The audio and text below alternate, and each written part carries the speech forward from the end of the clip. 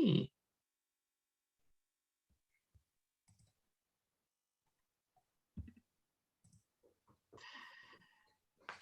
Good evening, everybody. So we'll keep you posted, Liz.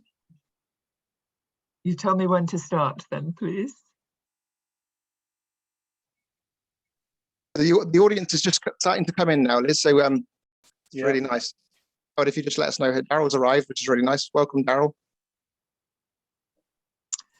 More people add in. We can talk amongst ourselves quietly. I was very pleased to see 2 or 3 minutes post. Daryl pointing out that they have ambitions as contractors to be trustworthy and work with integrity, and all my experience of Daryl and his team is that that's exactly what they do. So well done, Daryl.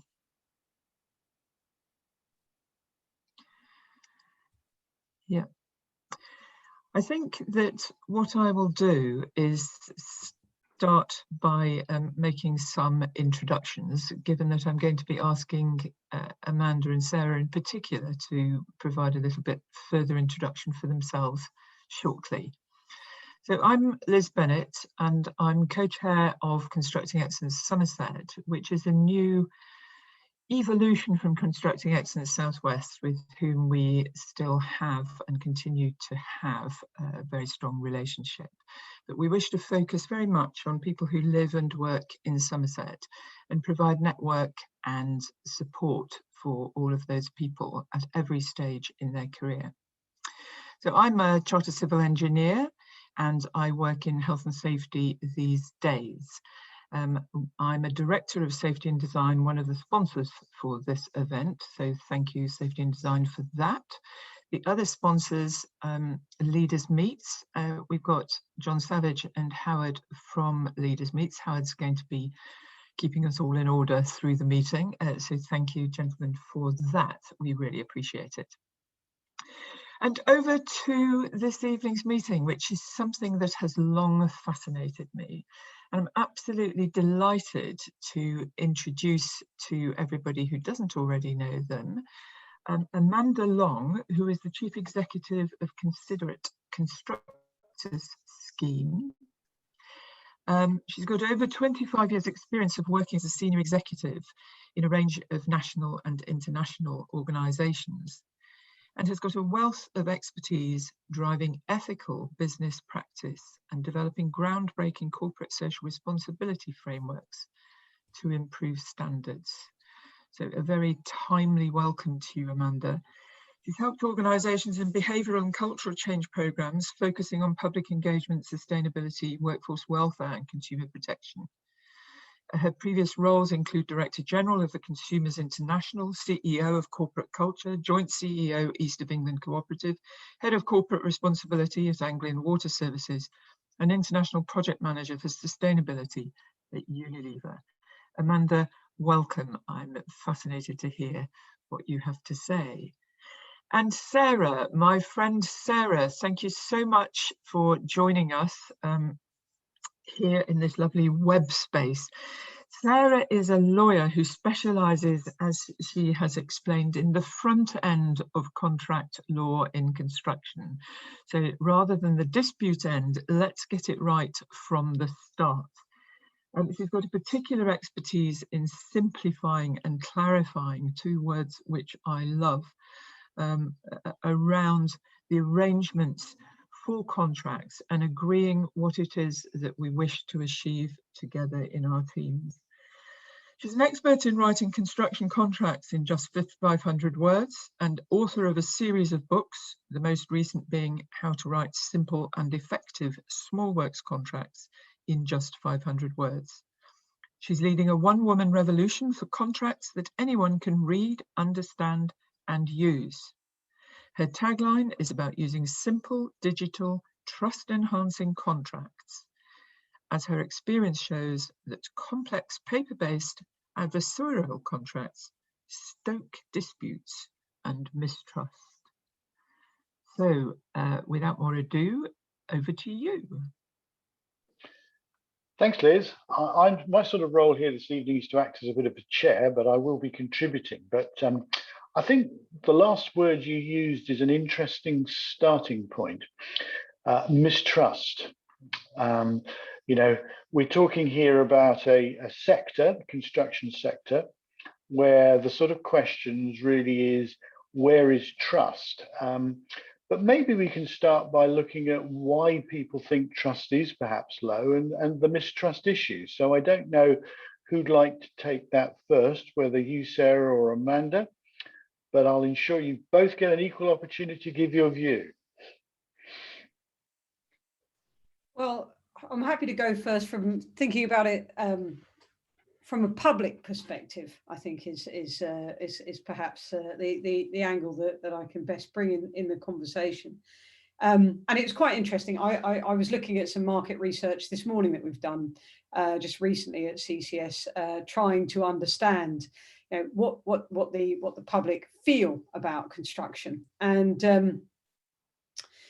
and it's very interesting because, of course, construction is unfortunately from the public perspective is often a problem because it's bringing change, and of course, even when it's positive change, people don't love it because it's change, and we inherently worry a bit about change.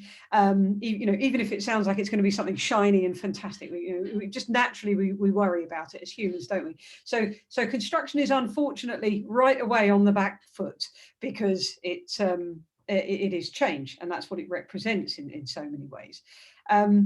The interesting thing, though, that is kind of comes across time and time again at CCS is something that I've seen with the Building Safer Future Charter, which is a sort of sister organisation that I talked with this group about a couple of weeks ago, or the broader SECB group a couple of weeks ago, is that at the end of the day, one of the problems for construction is there is a legacy of years of presenting itself not in the best light, even if that's not all organizations, and it isn't. There are lots of superb organizations in construction who do the right thing and put ethics first, and some of them are CCS partners, consider construction partners, who have worked really hard to actually, you know, make sure sites are operating really well, and that public experience is a great experience, and they go to great lengths, and we see it across thousands of sites. But the problem is we live with a legacy that carries through 20 or 30 years, where construction still gets viewed in the worst light, and you know, it doesn't matter what's going on, it that gets dragged up. You'll remember recently there was you know, a very unfortunate story in the press about a young woman who had been abused, and there was a public vigil about it.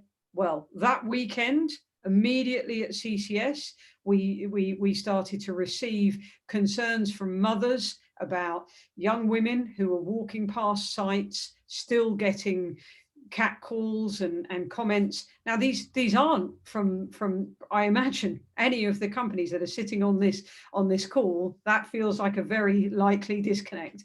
But the problem is that reputation, those stories, they permeate, they're still there. And from a public trust perspective, we're always on the back foot, because it starts with it's a change process, and then it has a legacy piece attached to it. And there has been great lengths gone to change those things.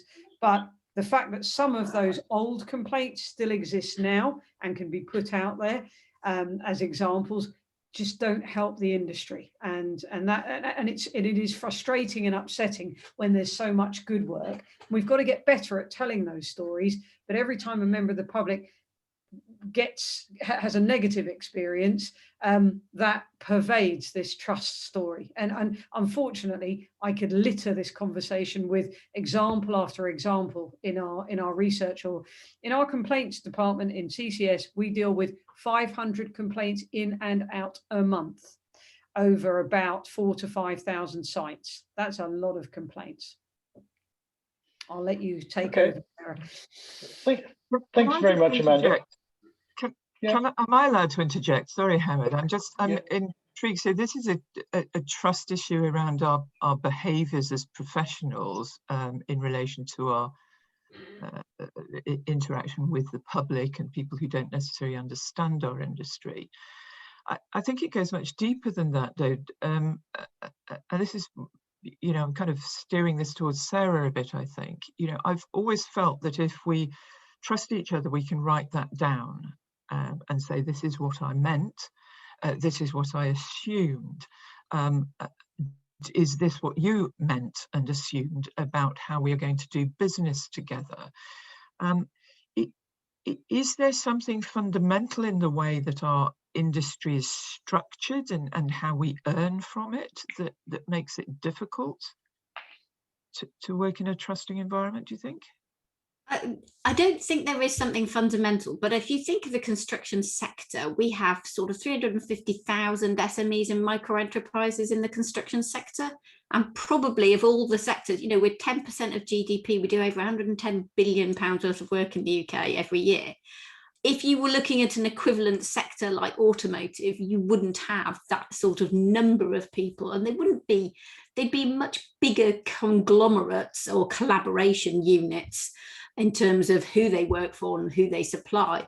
So that I think we do have a problem that's unusual, because we have everyone from, you know, one woman and a van up to these multi-billion pound sort of construction clients that is a huge disparate sector. So we have quite a lot of power held by banks, by governments, by public sector bodies, and we have also all the people on the ground doing the work who are very specialist, know their job back to front.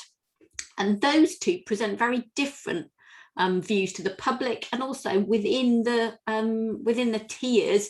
We always talk about a supply chain. It's a supply network, and I think if we could understand it more as a network of interconnected people reliant on each other, that it's not just I'm at the top, you're at the bottom. It's not that sort of hierarchical nature. We'd actually go quite a long way. So some of it is about what Amanda's talking about, is how we represent ourselves, the language we use, you know, tier 1, tier 2, sub, you know, it's like you're less valuable the bigger the tier you're in, but actually you're just as important to finishing a project as anyone else. And what's really interesting from my point of view, I get involved in contracts, is that the lower you are down this so-called supply chain, the more paperwork you're required to read, understand and use in order to do your job. The more risk is passed to you, despite the smaller proportion of profit and investment and everything else that you've got in the project. So one of the things that we know from government surveys going back to the 1960s is to do with how contracts can stoke mistrust or create trust. And it's not seen as kind of an objective as writing a contract to keep a relationship going or to continue to build a relationship. That's not considered to be part of our contractual landscape, and that's a huge mistake. I've had some doings with a company in Canada. I got involved with them just because I started talking about trust, and they decided that actually one of their company values was going to be trust, and that it would sit through everything they did with their entire supply network and their clients. And they said it was difficult at the beginning because a lot of their supply network and clients weren't interested in having a sort of trusting relationship. And they said, look, this is fundamentally important to us as how we're going to do business. And if we have a bit of a jolt now, in the long term, this is going to do us good. We're going to enjoy working in this business more. Our clients are going to enjoy working with us. And actually, we're going to use contracts for a very different purpose, rather than as a huge legal brick to hit people with, which is what essentially they've become. We're going to kind of take control, and we're going to say, we know this has happened in the past, but the past, past is a different country. They do things differently there. We should say, yes, we've had a difficult past. Yes, we've had a very male-orientated site work, which might mean that it's, not got the best attitudes in collaboration. Yes, we've had this sort of, we ended up being driven by lawyers down a particular path. Yes, all of that has happened. But actually, when you look to the future, when you look to things like the construction playbook, there's quite a lot of good stuff going on there about better collaboration, about fairer contracts, about fairer payment terms. And even when we look at some of the things that the government issued during the pandemic, one of them was basically, oi, everyone, stop acting like toddlers, sit down, work out what you're going to do, act like the grown-ups you actually are, rather than rifle through your contract and see if you're winning or losing, because that's an attitude that's not going to lead to a sustainable supply chain long term. Can I just pick up on that? Because I do think your point about network, Sarah, is a hugely important point. Hugely important. You know, it's almost a starting place. You know, when you first come to this industry, when you first get involved, I mean, my career has been in a number of different other sectors. So I came to construction. I did have a little bit of a past in it a while ago, but I came back to construction a couple of years ago and taking on CCS. And it is fascinating that the industry is habitually represented and sort of presented as fragmented and tiered.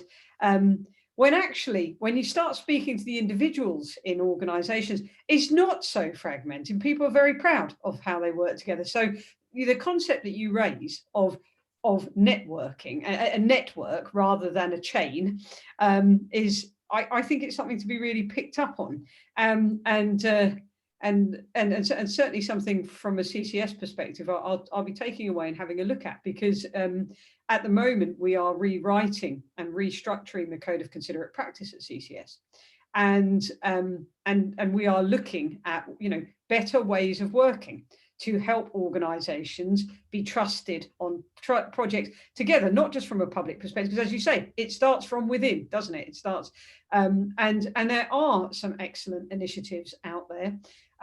There are a raft of them, from the value toolkit through to the construction playbook, through to the Building Safer Future Charter, Code for Construction Product Information. There's a whole raft of them, Net Zero, Construct to Zero. They're all there. What we will be doing at CCS as of next year is a very modular approach, which will seek to signpost and join organizations in projects up to those different initiatives to try to get them to align with them more, and so that we don't waste some of that great work that's being done across the industry, because there is some fantastic stuff that could really help those networks deliver together more, which will really help this trust story.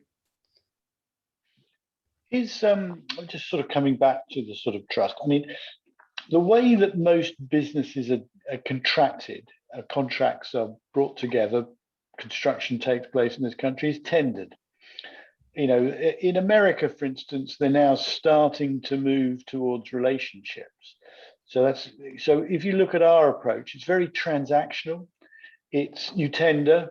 Unfortunately, you normally get the business on the lowest cost, not on any previous quality issues or any relationship issues. How do you think that might change? I mean, Sarah, you know, you write contracts at the front end. Could you view those as frameworks for a relationship rather than a traditional transactional contract? Yes, completely. And in fact, when I first started writing my 500 words, it starts by saying this contract is between these parties who agree to work together or to collaborate on a project. And this is the key objective. And people said, well, you can't do that. It's like, but that's what you're doing. You have to collaborate. You have to work as partners on a project together with a key objective in mind. You've got to pick one thing that's really important to you. And that for some people was already too big a sort of step. But, you know, I talk to a lot of specialist subcontractors, and they, you know, I say, well, if you're going to work with people on a regular basis, let's take the emotion of a project, the transactional nature of it out of the equation. Let's set up some decent terms with the people that you work with on a regular basis. So using a framework, a relational approach, so that it's not about, oh, by the way, Howard, we're starting on Monday, here's the T's and C's, and you did agree that they were fine. So just, you know, let's just sign them up and get started.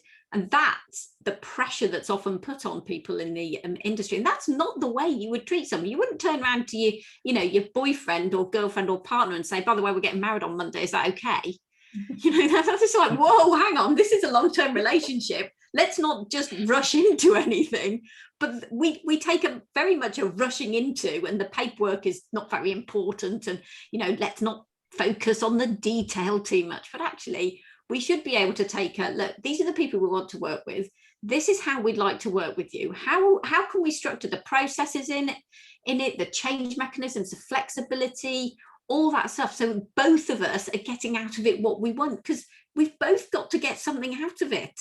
This is a mutual relationship, and that sort of relational contracting, and the idea of frameworks or alliances, or even just working with people so you simplify the process, is a really useful tool that anybody of any size can use. But because contracts are at the moment just so virtually nobody does, because nobody wants to think they're going to spend more time looking at paperwork.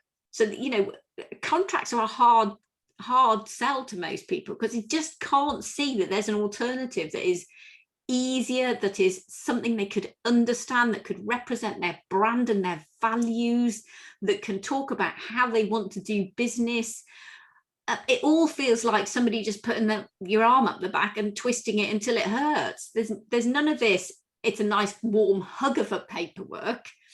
This is, an unpleasant experience for everyone. So yeah, there's lots of ways that we could make contracts a much more collaborative approach. The wording that we use, the way that we write them, when we start to talk about them as well, really important. And actually, I've always refused to work with anyone who says I want to make it one-sided. I don't write one-sided contracts. Either your contracts are fair, in which case they're going to help you, or they're not fair, in which case they're going to come back to bite you. So I'm not interested in that attitude at all, because these are people you need to work with, not for.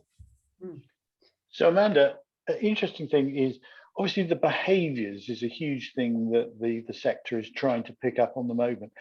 How do you think that we can go about changing this sort of behaviour from away from a contract to say we actually want to do business with people we've worked with in the past, that we can form long, meaningful relationships? How do you think that can be changed? How can we develop those behaviours? Because 30 years ago, Egan wrote about that, and 30 years on, we're talking about it today again.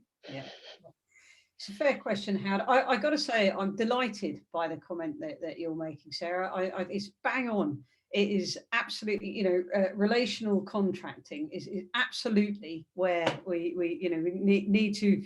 That's where we need to go. How do we get there? Well, so 20 years ago, something like the Considerate Constructor Scheme, it started and it was trying to do what it could do to help raise standards and clean up the image. And certainly with the community that it's built and the number of sites that it now reaches out to, which can be anywhere between 4,000 and 6,000 depending on the year, and constructing it has gone a long way using monitoring and positive engagement and mentoring to helping get a lot better behaviours on sites, with a whole load of other initiatives that have gone on in the industry. So schemes like CCS will really play their role in this, and it's one of the reasons why we're restructuring the whole code, because what we're doing is moving CCS on from positive image of the industry, which is actually why it came into place 20 years ago after Egan and Latham, which for me, positive image of the industry just sounds like PR. It isn't helpful at all, really, at this stage. It might have been 20 years ago when the world was a little bit less sophisticated about PR, but now the world is much more sophisticated. It needs to be real and authentic. And what we're doing now at CCS is restructuring our codes to look at how we can help organisations on projects take a project and deliver positive legacy for that project. And of course, every project will have different versions of positive legacy. And it is the participants on that project that will be able to deliver that in a relational way, whether you are as we currently term it, although I think we should be taking Sarah up on her ideas and rethinking some of our labels. But as we currently talk about subcontractors and this tier and that tier, wherever you are part of that positive legacy. And what we're looking at doing is bringing in processes that encourage and reward organizations on projects for coming together early as the project gets started, and create a set of goals where they align around those goals, and those goals are about the different elements that can deliver a positive legacy, whether that be about engaging with the community, about taking net zero very, as a key part of the project, whether it be about workplace health and well-being, and each project will have different goals. There's no question of that. And we're looking at quite a sophisticated system of how you can come in. We can help an organization, help get an organization or organizations on a project, understand where they want to be, commit to that together. We can help them build a roadmap, and then we can use CCS monitoring to help validate that and bring that story forward. And all of it is about helping this industry deliver positive legacy. Because what we really need to do is move the dial so that a member of public, when they, or somebody working in the industry, when they're looking at a project, they're not looking at disruption and the sort of issues that Sarah's raised. They're actually looking at something exciting and collaborative that's going to deliver positive legacy from a whole load of angles. So I think what we're doing at CCS will really contribute to this piece. You sort of have to watch this space from January 2022, which is when it's going live. Do you know what, I think it's great to hear. And one of the things that I've said for a long time is that contracts should change behaviours, and I think the way we exist, the existing way we contract doesn't. Modern slavery and anti-corruption comes in, and somebody slaps yet another clause into a contract which makes nobody reads, nobody cares about. No people care about these issues, but their contract is not the way they decide whether or not they're going to not be corrupt or not take into account slavery and all that kind of stuff. We've moved away from contracts as a way to change behaviours, of just being a boring set of words which nobody is really engaging with. And you know what, I get real satisfaction when I send a set of terms out to a client. I always say, if you can't understand them, then I've failed, so I'm not going to explain them, just read them and let me know what you think. And when they say, our whole team engaged with them for the first time because we could get it, we understood where it was taking us as business, how that helped us relate to our supply network and our clients. That's the sort of thing we want. And I don't put stuff in that isn't going to change their behavior. So it's all about processes. It's all about, aligning your goals, agreeing what your goals are, agreeing what you're doing and not doing, agreeing how you can reward them if you want to reward them. And the focus is much more on positive language rather than sort of, at the moment, a lot of it is very negative. If you don't do this, we will X. It's just a stick all the time. Contracts can be a massive carrot for the behaviors that we want, for the legacy we want, for the goals that we want, for the processes that we want. And yet it's such a missed opportunity at the moment. It's just astonishing. And can I just pick up on that, Howard? What everything you're talking about, Sarah, is about culture. What it is about creating the culture that we want on a project or working together as organizations. And I think it's really interesting coming from other sectors. Culture doesn't seem to be something that actually this industry has had much time or focus on. Yes, in relation to something like occupational health and safety, which is real focus. Why? Because there's such heavy regulation there that but actually thinking about this broader culture piece is now really starting to come into the sort of the language of these sorts of discussions in the industry. And in setting up the Building a Safer Future Charter, which is a response to the Grenfell tragedy, when we started to set that up, what we did was we looked at how other sectors had changed their culture and leadership within those sectors to cope with and take on board major hazard safety, and sort of change their practices in order to really embrace it and therefore reduce risk in relation to it. And we looked at 9 different sectoral processes across nuclear and rail and oil and gas, aviation, chemicals, who are all very good at that. And then we worked with construction experts and fire safety experts to develop that framework. But that whole framework focuses simply on, as you've just said, Sarah, aligning goals, systems and processes, basically organizations that want to behave in a certain way and ultimately create a certain culture around what they're doing. And actually, in answer to your question, Howard, how we will get the behaviors we want is we will need to create the right culture within the organization. And we need different tools and processes to help companies embrace that, engage it, because it's quite new in some ways.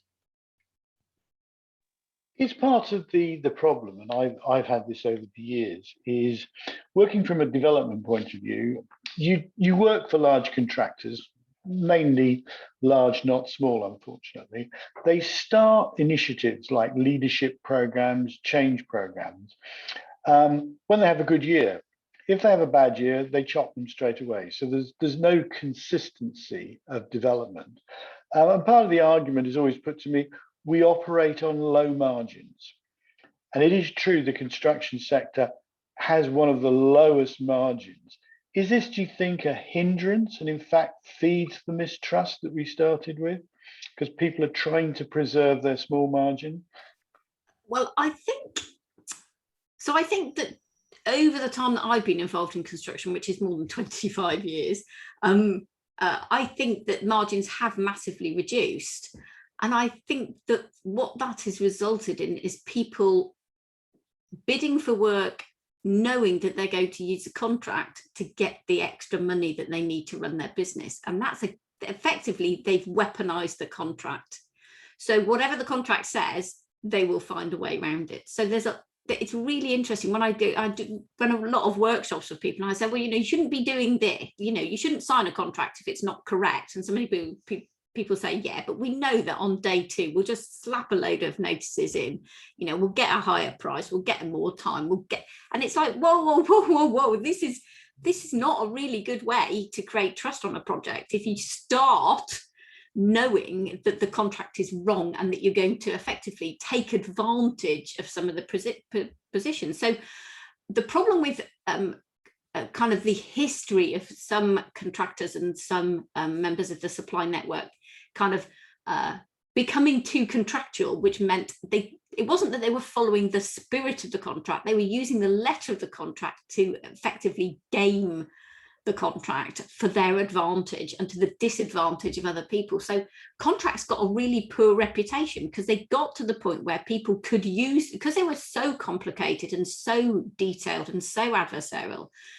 actually good people who could be bothered to read them knew that there were kind of loopholes or ways around or opportunities for them to make a bit more money out of using the contract in a specific way. But if we had fair pricing and fair risk allocation, people wouldn't be looking for that. If they knew when they entered into the project that if for the value they gave, they would get a fair price, which would allow them to make a profit and invest in the future and innovate and all this kind of stuff, then they could do that. And they would feel like there was room for them to do it, and they weren't going to get penalised in some way, shape, or form. So I think that all of this is kind of fairly intertwined. It's difficult to draw out specific elements and say, oh, well, that is adding 5% to the contract, or this is adding, or reducing our margin. It's difficult to kind of be quite as granular as that. The new Building Safety Act that's due to come in will certainly catch a lot of people out, because you can now actually go to prison potentially for poor contracts. So, but where do you think? I mean, we talk about the construction sector, but we rarely talk about the problem of the client and the client's actual advisors and stuff. So, Amanda, you're doing a lot of work with the sector itself. Are clients involved in this? Are they showing as much interest? Yes, very much so, and from all angles. I mean, there are 3 areas that sort of I'm going across at the moment with the Consider It Constructor scheme. We have as many client partners, about 70, as we do contractor partners. So we have a sort of equal pool of clients who are interested in being part of the conversation in terms of trying to get the right behaviours on projects. They're never as proactive as the contractors in the case of CCS want and encourage, and that's one of the reasons why we're developing this modular approach, because when it comes to aligning around goals for a project, actually it will mean that we're bringing clients early into the conversation, which I hope will really help. With Building Safer Future Charter, well, with the new building safety regulator, in many ways the clients will be a duty holder, and so that is interesting, because it means that there is a great deal of engagement. At the moment, I think there's some bewilderment as to what it is they will be required to do, and we are, in that sense, the Building Safer Future Charter sort of seeks to signpost and help them with that. And with the Code for Construction Product Information, of course, the specifiers, those that are specifying products, it's very important that they are as much the conversation, as much part of the conversation, because they need to be encouraging others to take on being part of that code. So yes, clients are involved right the way across the piece, and it's clear, the feedback that I receive from some sort of within construction and from construction organisations, that they want them to be more so. And of course, then you end up with that push-pull of who's demanding what. But what we're trying to do is make it not a demanding relationship, but actually a collaborative relationship, and it's about aligning goals. Liz, you raised, thanks Amanda. Liz, you raised your hand. Would you like to come in?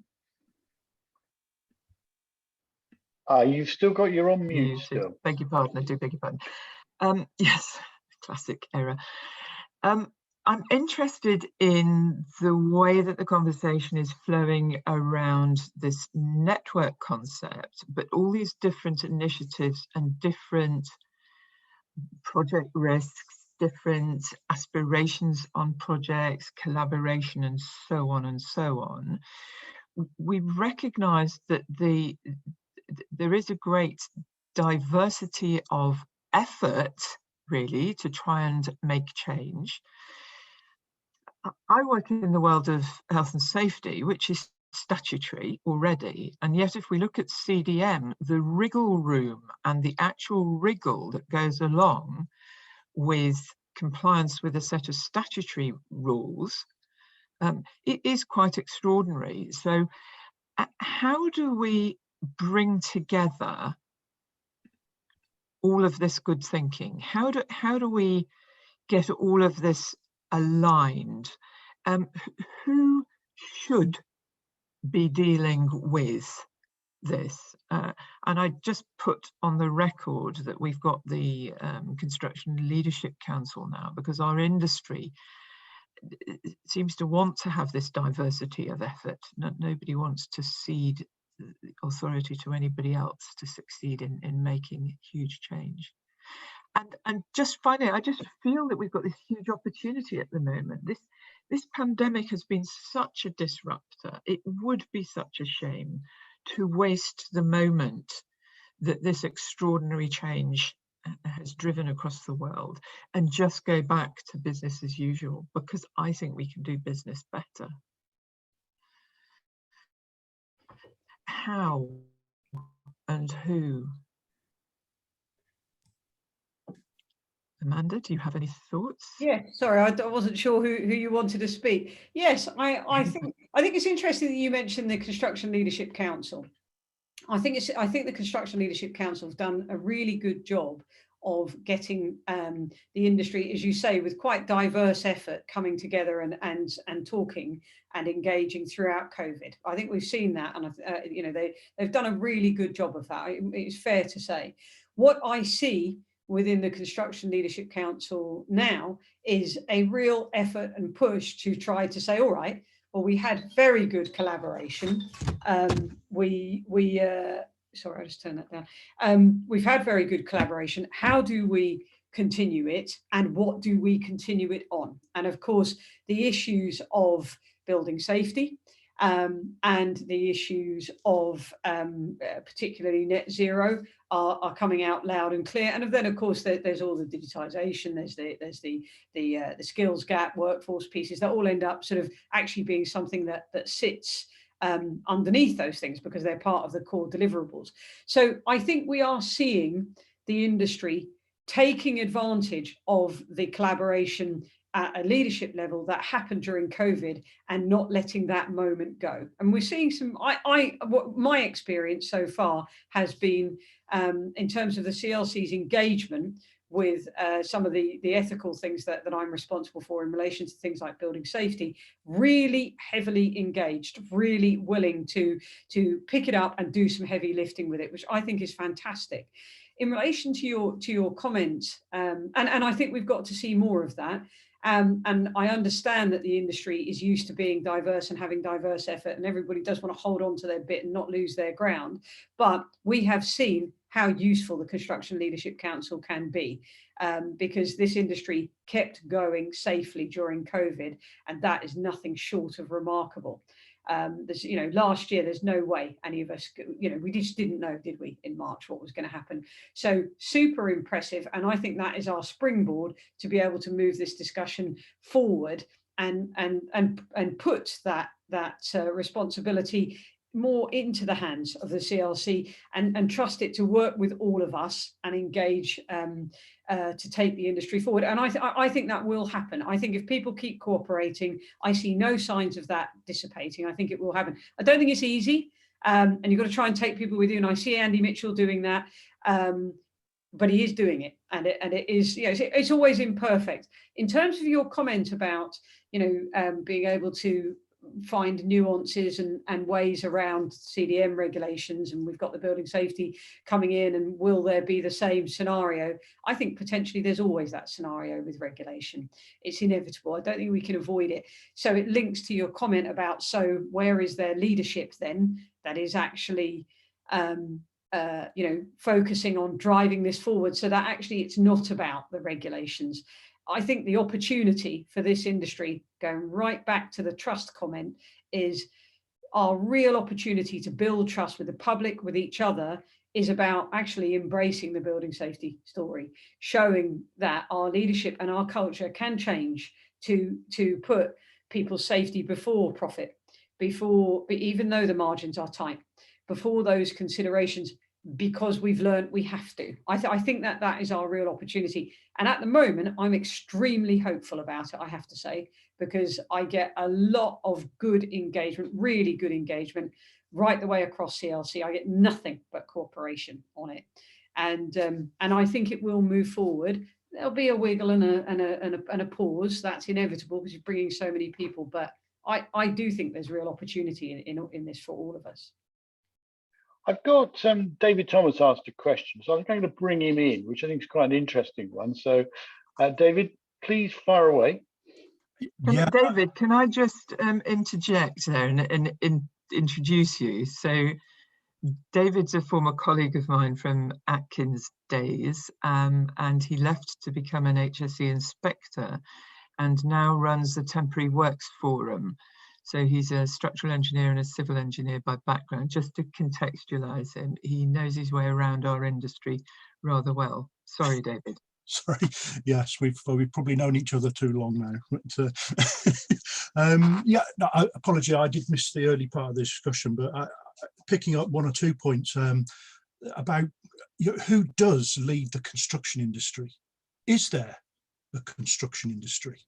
In that sense, it seems to me that we're so diverse. I mean, there are, is it 50 institutions, engineering related institutions, that I struggle a bit to see how, as I think the point Liz was making, how do we bring it all together?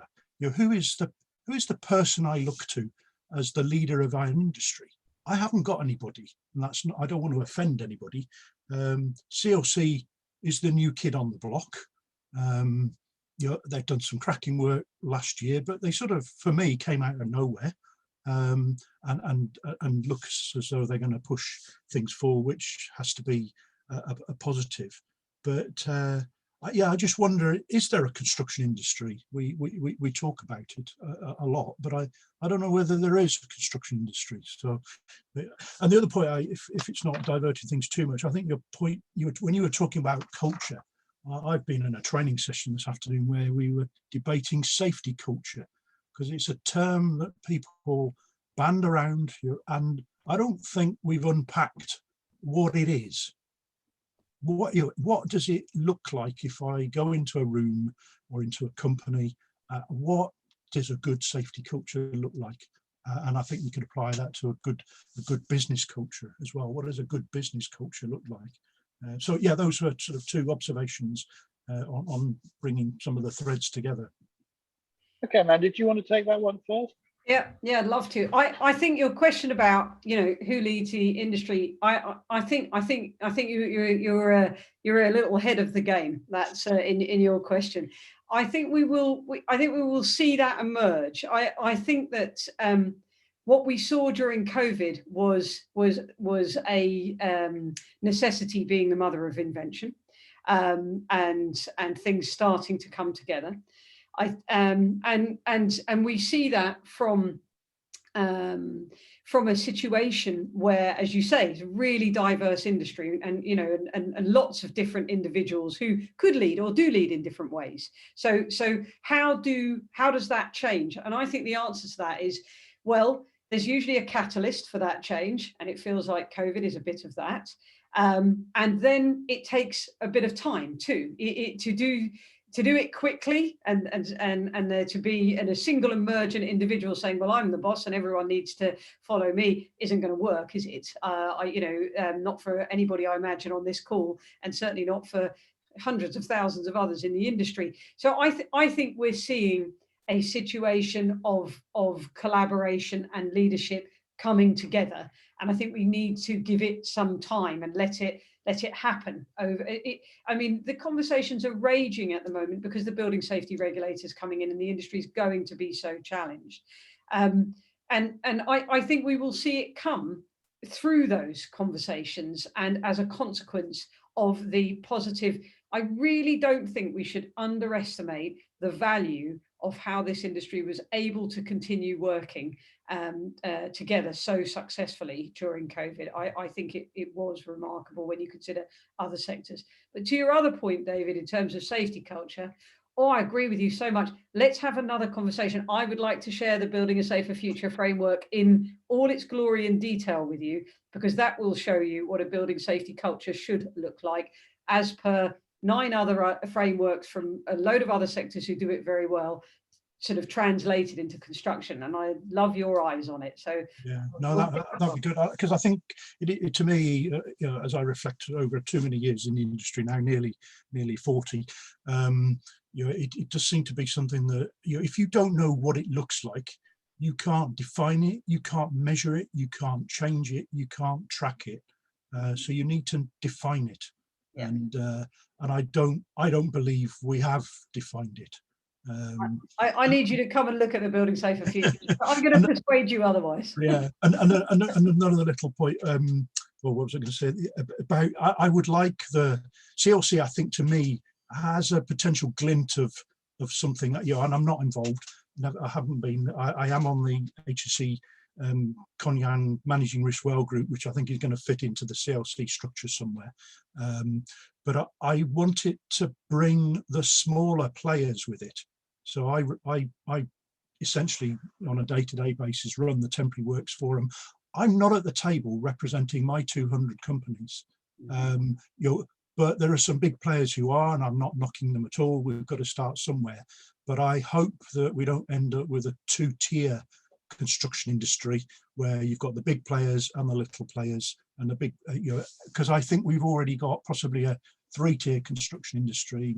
Many of the fatalities I had to investigate were almost sort of tier 3 back streets of, well, I shouldn't pick on a city, but Manchester, Liverpool, or wherever, they weren't with the major players. So my plea with this, if I could get at the table with CLC, I'd want to tell them what Temporary Works is, because I think we have an important part to play.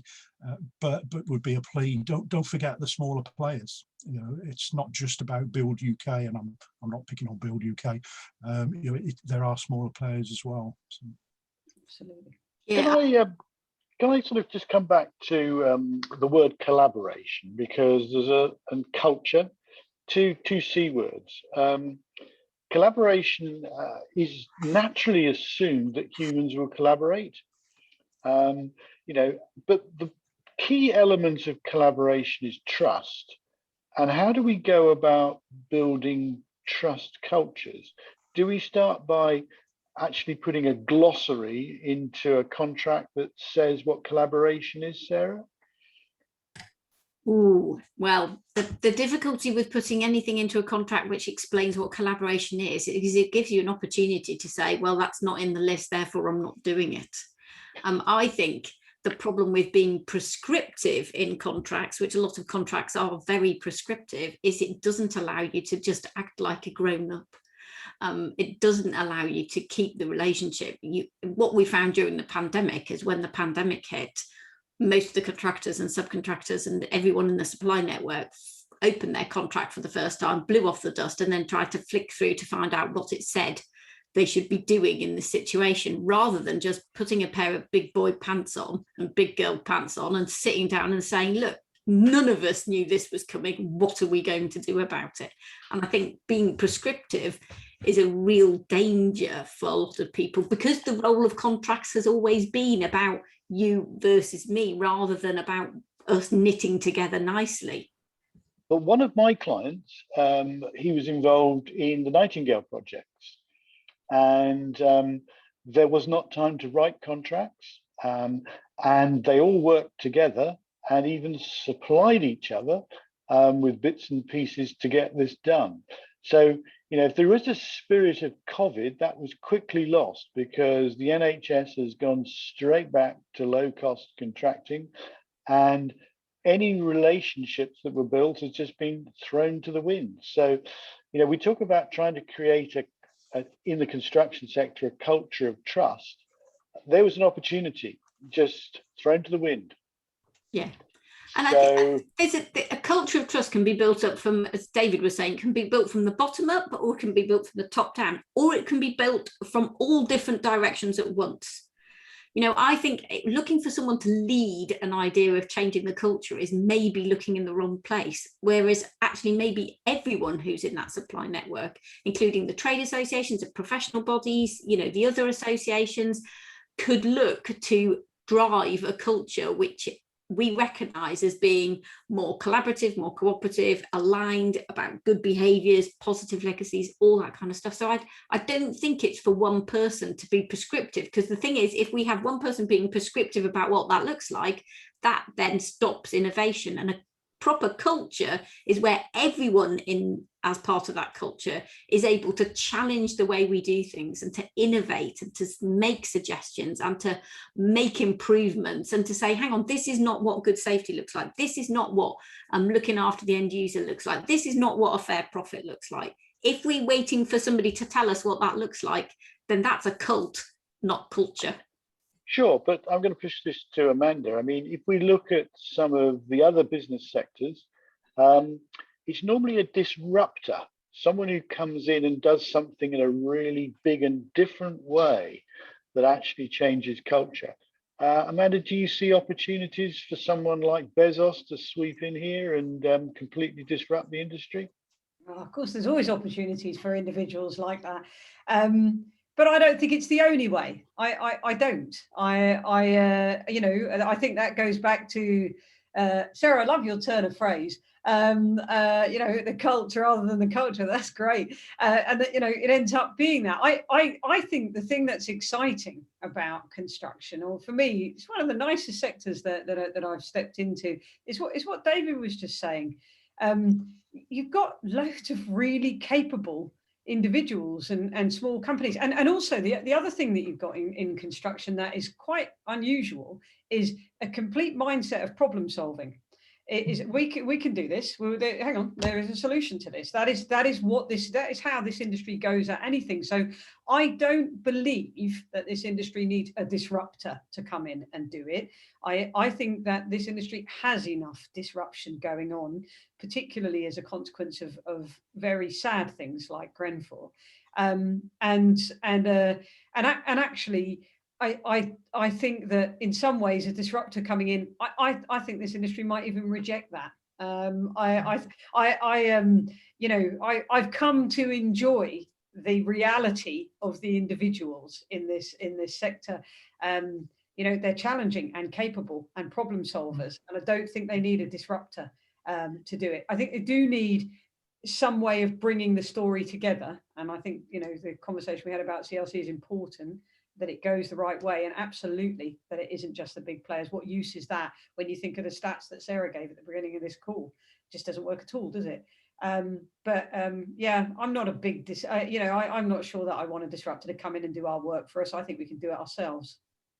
Can I pick up on a word that you just said, Amanda? You said about a story. I was fortunate enough to work on LOCOG for the London 2012 Olympics. And it seemed to me always that it was a shame that the lessons from the London 2012 Olympics were all focused on the ODA work, because LOCOG was a private business. But working in LOCOG was very different from working in other organisations. And one of the key things we were looking for a joint success. We were all working together for this joint team success. And I would like to suggest to you that you go and look at the film and television industry, where people are measured by the team success that's delivered the output that has delighted. Because rather than that, you've gone to lots of prescriptive industries where it's all very measured and sorted out. But if you want to change the culture and you want to get people to want to do things, we had very clear stages and steps in what we were doing. And within that, a very, very clear understanding that if you messed up for everybody else would remember it, and they would remember you. And I do wonder whether we couldn't pick up on that, and it give you an opportunity to go and talk. I'll certainly do that. Thank you, Liz. I'll certainly go and have a look at that. Some of the go and talk to some of the out of duty and stuff. You could have a great summer and autumn. Yeah, I'll come back to you offline to pick up a few contacts there, I think. Okay, we've been going about an hour. I think, it's been a fair time. So I think it's probably time to start to bring it to a close. Is there anything that anyone would like to say before we bring it to a close? I would just like to make a plea that people start using their contracts not as a legal enforcement tool, but as a way of building good relationships and enhancing the trust they had before they get near the paperwork. And if they can't find a legal advisor who's prepared to do that, then sack their legal advisor and find someone who can. Because, paying somebody an awful lot of money to write a contract which everybody hates is the wrong thing to do. That's like asking someone to give you a Betamax video recorder nowadays. You don't need it. It's not fit for purpose. We've got to start thinking that actually contracts can be a really positive tool and that they're not just a distressed purchase. Thanks, Sarah. Any comment you'd like to make, Amanda, to bring it to a close? No, except for to say it's been a fascinating conversation. I'm really glad I joined. I've got copious notes and things to do, and I think we have real opportunity. There are not enough conversations in this sector like this yet. So the fact that you're starting it here, I think we will see it grow over the next year. I think it's unavoidable particularly because of the building safety regulator, and I think the opportunity is to take some of the things from this conversation and move them forward. That's great. And Howard, can I just take advantage of my position as chair of Constructing Excellence Somerset to say personal thank you, and on behalf of the rest of us, thank you very much to everybody who joined in. But also, if there's anything that we can do to help, you know, we love ideas. We're really good at picking up ideas and running with them. And we are a group of people who come from businesses and groups of people in businesses and sectors who've signed up to collaboration. That's the glory of constructing excellence. So you know all of that. But thank you very much. Sorry, Harry. Well, thanks for all. I think we'll conclude and say a conversation that's probably going to start another one. I mean, an interesting one would be to discuss culture, I think, and collaboration as well. So thanks very much, and let's have a good evening, and thanks very much again to everyone. So thanks very much. Thank you. Bye now. Thank you. Bye to all.